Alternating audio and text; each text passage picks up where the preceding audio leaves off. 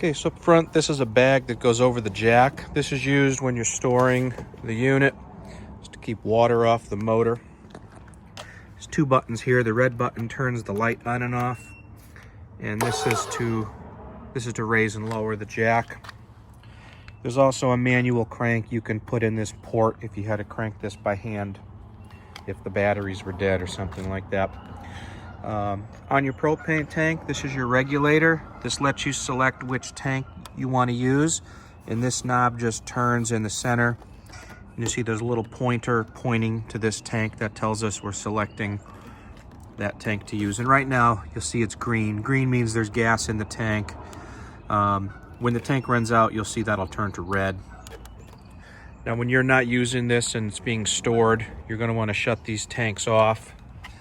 And also behind the tanks, there's a red key switch, and you're going to want to take that key out, and that shuts off your battery so the battery doesn't go dead while it's sitting. This light, there's a little button underneath. You push to turn that on and off. This is your outside shower. This is one of the tank drains. So this is the galley tank drain valve. And this is to drain off the wastewater from your galley tank. There's a label here too. They call it gray 2, but that's basically your kitchen sink. You'll see another label here. And if you look right here, you'll see 2 more valves, black and gray. So the large black valve, that's for the toilet. And the small gray valve, this is for the bathroom sink and shower. In these work, you just basically open and close them like that. So that's to drain the wastewater. Back here is where the electric cord goes in. Okay, there's also a hookup here if you have cable or satellite. So back here, so I'm on the back of the unit. This is a rinse port. This is used when you empty your black tank to rinse the tank out. So you put your hose connection here, and this pumps clean water in and rinses the tank. So again, we'll go back over here. So this is when you're all done camping and you're going to empty out your black tank. You open your black valve and you connect a hose back here. And that's going to rinse the tank out for you so it stays clean while it's in storage. So these are the main water connections for the unit. So this port here is to fill your onboard tank. This is used if you're boondocking or if you're going to a state park. This allows you to fill water in your tank, so you're bringing water with you to use, okay? This port, city water, this is what you use at a campground that has a hose connection. So you just hook your hose up here. This does not fill your tank. This goes directly into the sink and shower and whatnot. So this allows for a permanent connection, whereas this tank fill allows you to be self-contained, okay? This port here that says antifreeze, this one's only used during winterization, so that one's for antifreeze only. Okay. So on the side here, this is your water heater. This is where the vent is for the water heater. Now this is controlled from the inside, so you really don't do too much down here. This unit is still winterized, so you'll see the drain plug is not installed. That's got to be installed before you go camping. There's also a purge valve here at the top of the tank, and that you have to check the first time you connect water. You have to purge the air from the tank. So just open that for a second and you let the air come out. This is a spray port. This is part of the outside kitchen feature. So this has a hot and a cold water connector that you can use. And of course in here, this is your fridge. So that's the hose for that outside spray connector. Now this fridge is electric only. This is something you need to be plugged in And then you can turn it on if you want to use this. And last is the stove. This pulls out. There is a gas hose underneath. You have to take this gas hose out and it plugs in right there, okay? That's for propane. There's also a vent over here for your furnace. So that's for the heat. This is for the fridge. And there's another vent up here for the stove. And this has a little flap you have to open. So see, that opens and closes. When you're driving down the road, make sure you remember to close that up. There's another small vent here for the kitchen sink plumbing.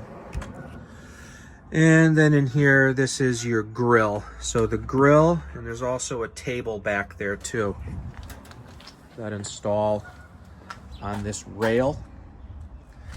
And there's another propane connector over here, and that allows you to connect the grill so that you can use the grill outside.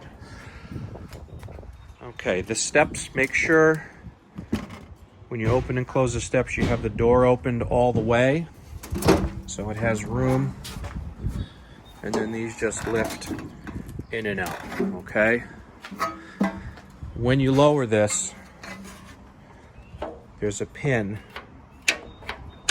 See that? And that allows the foot to come in and out to level the steps. The steps, you want to make sure they're flat on the ground. And you also want to make sure the door can close. So right now, my door won't close. See, it's hitting. So that's because I have the step up too high. I would have to take that pin out and lower this in another inch. So just make sure the step is low enough so that the door has clearance. All right, the last thing out here is the awning. This is open fully right now. This is good for sun, but if it's a light rain, you're gonna wanna tip this for drainage. To do that, you put your hand here, you pull straight down, and see this lowers the awning, and then you have to tighten this knob. So just get that knob tight, and now you can see that this has got good pitch. You can do this on the front and the back. That's for a light rain. If it's windy or stormy, you have to close this. Normally allow the knobs to be loose, and that will allow this a little bit of flex and give if it needs to move around a little bit. Okay, down here, this is the electrical panel. This has all your fuses and circuit breakers for everything. This is the main control panel. So the big switch is here. This one opens and closes your slide. This one opens and closes the awning. Over here you've got some light switches, interior porch and awning lights. Wi-Fi turns on the Wi-Fi booster, which if you switch that on, you'll see this network pop up on your phone, and that's the password you use. And that is the control panel address where you log in to configure the Wi-Fi Ranger. These buttons here allow you to check the water level in all of your tanks. For example, if you wanted to check your black tank, we're going to push the black button, and you can see one light comes on, which means it's empty. If you had more water, you would see all four lights, so 1/3, 2/3 full. That's just a gauge, tells you how much water's in your tank, so you know when to empty them. And then over here, your tank heater, that's if it goes below freezing. That's to protect the tanks in the underbelly from freezing. That's when you use the tank heater. Water heater, so you can use gas and electric on this particular RV. So if you're plugged in at a campground, you can switch on water heater electric, and that'll heat up using electric. If you don't have electric, you can use gas. Gas will work anywhere. And the last switch is water pump, and the water pump is used Again, this is if you're boondocking or in a state park. So this is if you don't have a hose and you want to use onboard water. So this means you've already put water in your tank at home and now you want to use that water. That's when you switch the pump on. Okay, when you're at a campground with a hose, then the pump stays off. You don't need it. The pump's only if you're standalone. All right, there is an outlet over here. This is a ground fault outlet. So this will light up at you if you know, if something gets wet, it's gonna trip, and it basically turns off all the power in the camper. So that's a main. You gotta remember to check that. If stuff isn't working, you'll wanna reset that. Okay.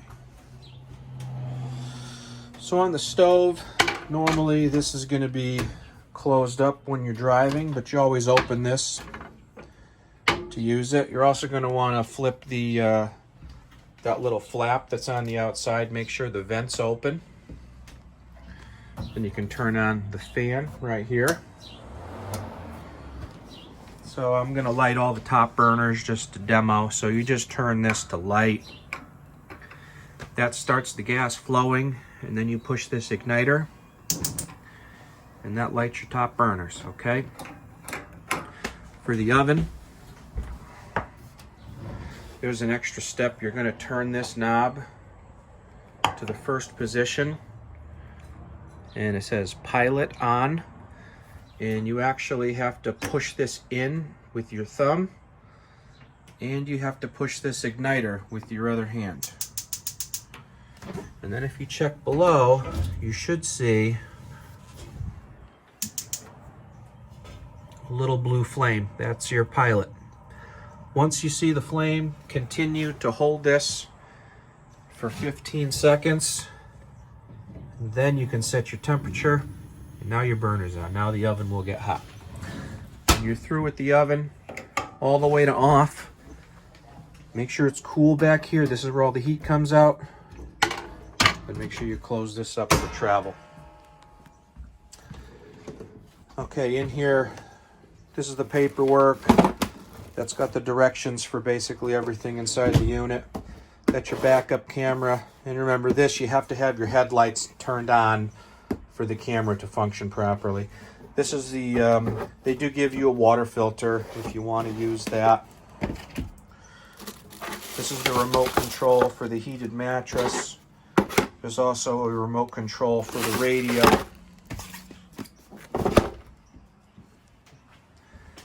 So right now, the TV's on. I want to show you behind the TV. You see that little green light? There's a button right there. And that button turns on and off the TV antenna. So right now, we don't have cable running, we just have the antenna.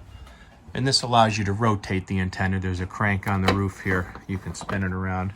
But if you go somewhere with cable, you have to switch that off. But right now, we're gonna leave it on. And this TV, whenever you move this, you have to rescan. To do that, you're going to use the remote. You're going to push menu. You go over to channel, and you go down to auto scan. That's going to find all your local channels and load them into the TV. Okay, so you're going to want to do that whenever you move this. Now, the TV does have built-in speakers, but they're not that loud. So they do have a sound bar installed also, and I want to show you how to turn that on. So this is your radio, which right now is just on FM mode, like a regular radio. By the way, these are your speakers over here, 1, 2, 3. So 1 is the sound bar actually, that's what we're gonna switch on. And there's also outdoor speaker, that's 2. You can click that and put those on too if you want. So if you hit the this BT button, that's Bluetooth. That's if you got music on your phone, you want to play that, you can do that too. If you hit the mode button, you have to go over to where it says TV Audio 2. And now the TV plays through the sound bar. Okay. This also has a DVD player built in. It'll do CDs, some other stuff too. So to turn this off, you just hold it down until it says standby, and then it shuts off. we're going to shut the TV off as well. Below the TV is the fireplace, and these are the controls. They're right on the fireplace. So this is your master on off right there. And then you're going to use, there's 5 buttons in here to turn the fireplace on. It'll tell you right now it's 57 degrees in the unit. You can set this to L is low, so I'm pushing this middle button. H is high. So that just makes the heat run here all the time. You can also, if you want to set a temperature, so say I want to set this to 70, that means this will run up to 70 and then it'll shut itself off. So it has a thermostat on here as well. There's also a timer feature. So this would be 1 hour, 2 hour, 3 hour, and so forth. That'll run the heat here for 3 hours and then shut itself off. So there's a couple different ways you can turn this on for electric supplemental heat. Heat blows right out the top here. It's nice and warm already. When you're not using this and you're storing the camper, remember, keep it switched off. Okay, your refrigerator. Up top, these are the controls. This refrigerator, there's an on-off switch right here. So if you were gonna go camping, you turn this on. You should see this little auto light come on. If that doesn't come on, then tap this second button here and make sure this is in auto mode. Auto means this is gonna try to start using electric if it's available. If there's no electric, then it will go to propane automatically, okay? So auto means it'll always work. It's just gonna switch as it's needed. And to open these doors, remember these are lockable. So you have to put your thumb here and push in. So see how this works? And when you close it, it snaps shut. So just make sure you remember to do that when you go to open those doors up. So this is the thermostat for the heating and cooling. And this is really simple. You just set your temperature and then you pick down there if you want the heat or the air conditioner to come on. There is a fan switch over here too. This is for the air conditioner only mode. And this will allow you to run it on a high or a low speed. So if it's nighttime, you could put it on low so it's a little quieter. This air conditioner unit, this also, well, this is ducted. So this is gonna come through these ducts in the ceiling, goes all the way to the front and the back. You can turn these and open and close them. On the really hot days, they suggest you open this directly. And this sends the air right out of the unit where it's the coldest. And you know, that's going to make sure that the camper stays comfortable for you. Back to the fridge for a second too. Forgot to mention, when you first turn this fridge on, you know, this is going to take like 4 to 6 hours to get cold. So make sure you turn this on ahead of time and you give it a chance to cool off before you try to start putting food in it and stuff. There's a light switch here, so that's a hallway light. There's another light switch here. It's bedroom light. There's 2 of these fans. There's one here. There's another one in the bathroom. This is the crank. That's to open and close. And those are the switches that turns the fan on and off. Okay. There's also a TV hookup over here. If you wanted to mount a TV on the wall, you can do that. There's a lock here on this door. Make sure when you're driving, you keep that thing locked up. All right, and the last thing's here in the bathroom. So these toilets, there's a foot pedal on the side. And basically, you push the pedal halfway, that's gonna fill the bowl with water. And then all the way we'll flush the toilet. These don't automatically fill like at home, so you have to make sure you add water to this before you use it. Okay. All right. The last thing is the shower here. Okay, so this also has the water saver feature that you can use if you'd like, and this comes into play when you're boondocking or if you're in a state park. So this means there's water in your tank and you're trying to save what you can because it's a limited supply.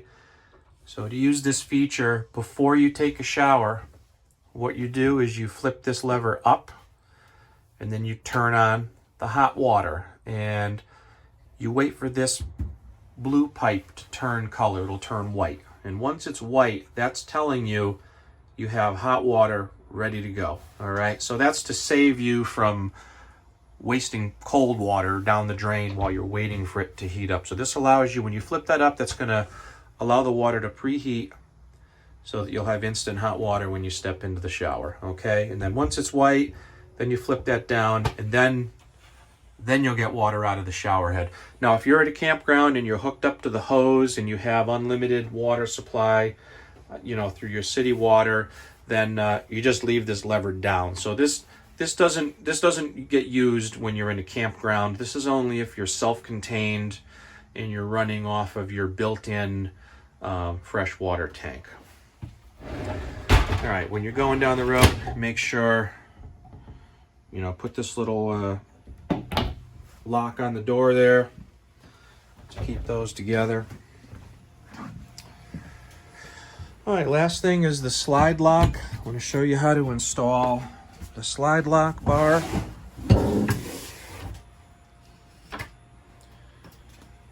Okay, that's the slide out lock right there. I'll show you how to do that in a second.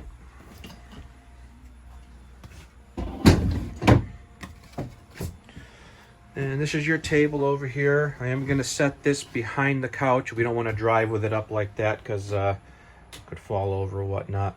But I do want to show you how to make this into the bed if you're going to use this as an extra sleeping area. First thing you do is you remove the cushions. These are Velcro, so just put your hand back there and you can release the cushions. The next thing you would do is grab this in the center, and you're going to lift this up and pull it out. There's also legs. You're going to fold the legs down.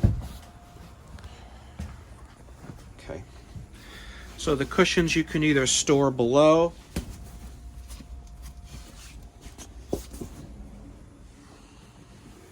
little room in there for storage, or you can fold that down and you can kind of put these back and show you in a second. You can kind of use it as like a backrest if you wanted to. Okay. Okay, so now that the slide out's closed, before travel you want to install the lock bar. And one thing I just want to remind you is when the slide's closed, this is not designed to be walked on or sat on. So you cannot use this closed. You have to open it because the floor is unsupported and you'll damage it if you try to sit in it right now. So this lock bar goes on top of the slide room, right up here, okay? And I'm gonna pause for a second and come back and I'll show you what this looks like when it's installed. They do place a sticker in the center and suggest you put it there. It's kind of difficult to do there unless you're over 6 feet tall. What's gonna be a little easier is if this just installs along the side here where you're able to access it a little better. I'll come back in a second and show you what that's going to look like. See if I can get a shot of this now. So this is the slide out. See, slide out lock. One end's against the wall of the camper and the other end is against the slide out flange. Once it's in place, you rotate this bar 2 or 3 times until it's tight. And that's just to make sure that this is closed nice and tight when you're going down the road. This is